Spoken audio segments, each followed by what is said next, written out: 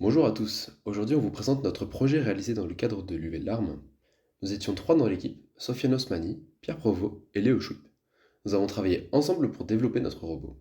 Dans cette vidéo, on va vous expliquer notre démarche, les défis rencontrés et les résultats obtenus. C'est parti! Intéressons-nous tout d'abord au projet auquel nous nous sommes attaqués avant de détailler le matériel que l'on a utilisé.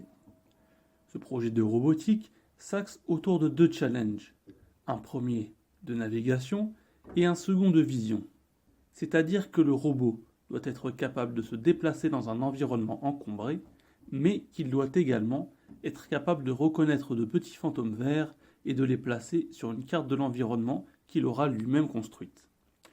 Nous disposions pour cela d'un robot aspirateur Kubuki Turtlebot monté d'un Raspberry Pi, ainsi que du middleware ROS 2 dans un environnement Linux. Concernant la navigation, le robot perçoit son environnement via un lidar qui projette des lasers sur les obstacles et renvoie une position pour ces obstacles. Le robot détecte si un obstacle est trop proche du côté gauche ou du côté droit et esquive de l'autre côté. Pour esquiver, le robot se contente de tourner légèrement d'un côté et fait ça tant que l'obstacle est présent de l'autre côté. Pour se sortir des situations où il aurait deux obstacles de chaque côté, le robot décide de tourner volontairement plus loin pour se sortir de la situation de blocage.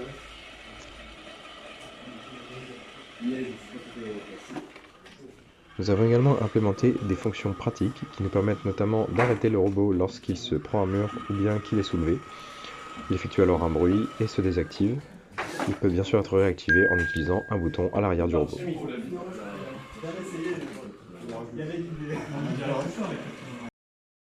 Nous utilisons également l'outil Slam Toolbox qui nous permet de générer une carte. Cette carte nous sert notamment à placer des marqueurs dans le cadre de notre algorithme de vision.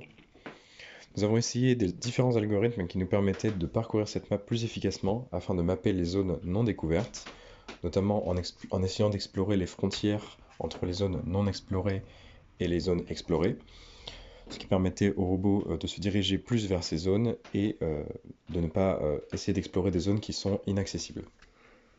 Le déplacement est alors différent, on envoie une position sur la carte au robot qui essaie de s'y déplacer en ligne droite et change de mode s'il rencontre un obstacle sur son chemin. Dans ce cas, il utilise l'algorithme de navigation dont j'ai parlé précédemment. Pour la partie vision de notre robot, nous avons d'abord testé une approche basée sur un masque pour détecter les objets.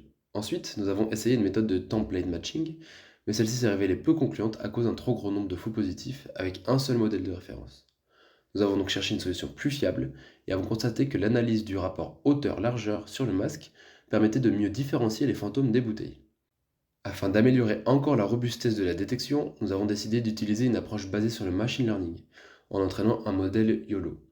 Après plusieurs essais infructueux causés par des datasets mal adaptés, nous sommes finalement parvenus à produire un modèle capable de reconnaître les fantômes dans les conditions que nous avions définies.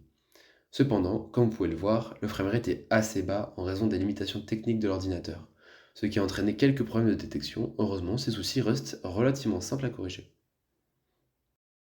Ceci conclut cette vidéo synthèse de notre projet Optimus Prime pour l'UV Larmes. J'espère que cette vidéo a pu vous être utile pour mieux comprendre nos motivations. Merci pour votre temps et votre attention.